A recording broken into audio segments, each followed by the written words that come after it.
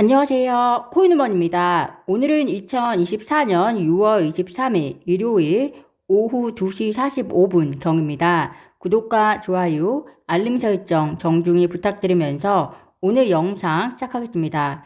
블랙스완 캐피털리스트 설립자가 SEC의 리플과의 소송 동기에 대해서 의견을 밝혔습니다.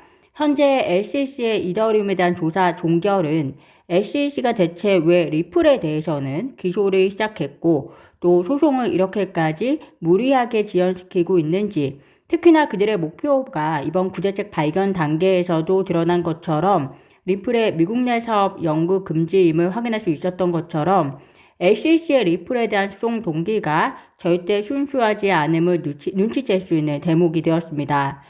이에 대해서 해당 설립자는 SEC의 리플에 대한 소송 동기는 미국의 문제가 아니라 지정학적인 문제이며 SEC가 리플과 어떤 합의점을 찾아내야만 하는 것은 불가피하다는 결론을 내립니다. 해당 내용에 대해서 설명을 드리자면 그는 리플의 기술을 이해한다면 XRP가 단지 통화가 아니라 달러가 운영되는 방식과 매우 유사하게 국경을 초월한 글로벌 준비금 결제 통화의 역할을 할 수 있는 잠재력을 가지고 있다라고 평가를 합니다. XRP의 역할을 한번 살펴보겠습니다. XRP는 달러 없이도 국경 간 송금 결제가 가능하게 하는데요. 가령 외국에 있는 어떤 기업이 자국 통화를 본국으로 송금하고 싶을 때 자국 통화를 XRP로 환전해서 보내고 이를 다시 자국 통화로 환전하는 메커니즘이 이용이 됩니다.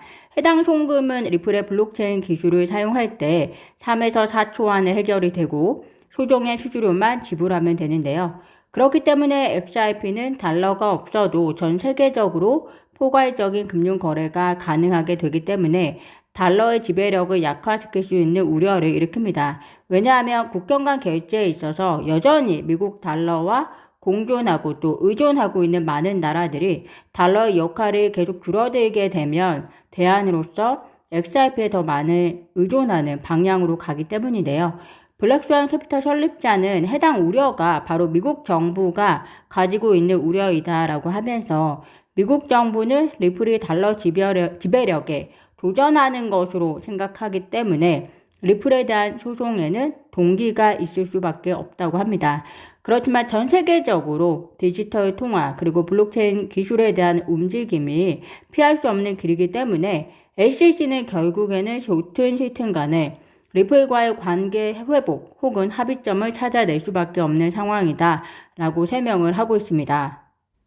리플 CEO 브래디 갈링하우스는 이번 CNBC에서의 인터뷰에서 리플은 미국이 차세대 기술의 금융 중심지 중에 하나가 되기를 바란다 라는 발언을 하는데요. 리플은 여전히 미국이 금융 강국의 역할을 펼치기를 기대하고 있는 기업이면서 동시에 미국 내에서 큰 기업으로 성장하고 싶어 합니다. 그렇다면 미국 정부의 역할은 무엇일까요? 우리가 역사적으로 보았을 때 영원한 기축통화는 없었습니다. 네덜란드의 길더와 그리고 영국의 파운드와도 역시 그랬고 미국의 달러가 현재 조금 오래 지속이 되고 있기는 하지만 패권 국가의 사이클상 현재 달러의 위치도 편안해 보이지 않는 것은 사실인데요. 그런 변화 속에서 미국이 기존의 전통적인 방식으로 달러의 패권을 유지하려고 하기보다 좀 더 혁신적인 방법을 통해서 미국의 지배력을 유지할 수 있는 방법을 리플과 같은 혁신 기업과의 협력을 통해서 구현해 보는 것이 어떨까 하는 개인적인 생각을 합니다.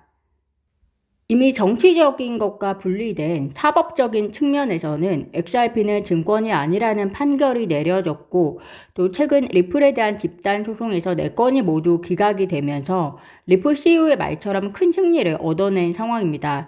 그리고 만약 최종 판결에서 리플이 XRP를 통한 미국 내 사업을 영구 금지하게 된다면 리플은 대안으로서 여전히 리플의 송금 결제를 위한 블록체인 기술은 존재하기 때문에 스테이블 코인을 통해서 사업을 지속해 나가면서 XRP를 통한 기회를 다시 한번 찾아낼 것이라는 생각이 드는데요.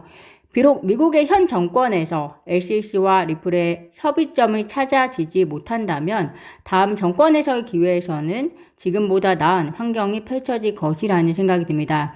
어쨌든 SEC의 항소는 사실상 저는 SEC에게 득이 될 것이 없다라고 생각하기 때문에 SEC 항소 가능성은 적지 않을까 생각이 되고요. 왜냐하면 이미 SEC가 벌려놓은 소송도 많고 또 비용에 대한 한계 또한 법적 싸움이 장기화되는 동안 무시하지 못할 것이기 때문이고 또 대권의 움직임 역시 예측할 수 없기 때문에 SEC는 조심스러울 수밖에 없는 상황이 될 겁니다.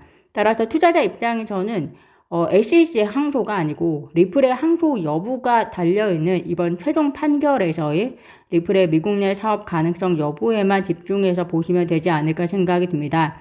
얼마 있으면 곧 7월이고 7월과 8월 그리고 9월 정도까지는 최종 판결의 가능성이 있는 시점이기 때문에 이 기나긴 소송의 끝도 얼마 있으면 최종 판결과 함께 1차적으로는 일단락이 되면서 리플에 대한 불확실성 그 자체는 거칠 예정입니다.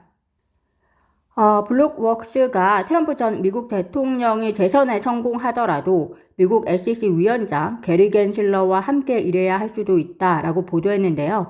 그 이유가 트럼프가 재선에 성공한다고 하더라도 겐슬러의 임기가 약 17개월 정도 남는다. 1934년에 제정된 증권거래법도 대통령에게 SEC 위원장을 해임할 권한을 명시적으로 부여하고 있지 않다라고 전했습니다.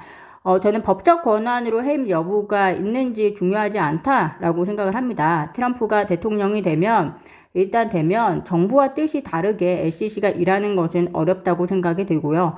만약 둘 사이에 갈등이 있다면 사임의 탈을 쓴 해임으로 게리 겐슬러가 물러나야겠죠. 특히 트럼프는 이전 행사에서 겐슬러가 암호화폐 업계에 접근하는 것에 반대한다라고 그렇게 강력하게 밝힌 바 있기 때문에 트럼프가 대통령이 되었을 때 겐슬러는 자신의 자리가 없다는 것을 스스로 확인하고 사임하지 않을까라는 생각이 듭니다.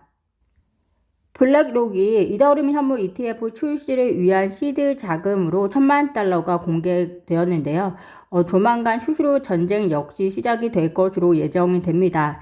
현재 바네크 0.2%, 프랭클린 템플턴 0.19%를 제외하고는 이더리움 현물 ETF 수정서에 수수료를 기입하지 않은 상태인데요. 비트코인 현물 ETF와 마찬가지로 신청 기관들의 수수료에 대한 눈치 작전이 치열해질 전망으로 보입니다. 캐나다의 투자펀드 매니저가 북미 최초의 솔라나 ETF 출시를 위해서 신청서를 제출했다고 합니다. 캐나다에서는 이미 비트코인과 이더리움 현물 ETF가 존재했었기 때문에 이번 솔라나 ETF를 통해서 경쟁력을 빠르게 가져가겠다는 전략으로 보이는데요. 이렇게 되면 XRP를 포함한 주요 알트코인들의 현물 ETF가 미국이 아니더라도 다른 나라에서 먼저 시작될 가능성도 다분해 보입니다. 오늘 제가 준비한 소식은 여기까지입니다. 오늘도 영상 시청 진심으로 감사드리고요. 구독과 좋아요, 알림 설정은 코인우먼에게 큰 힘이 됩니다. 감사합니다.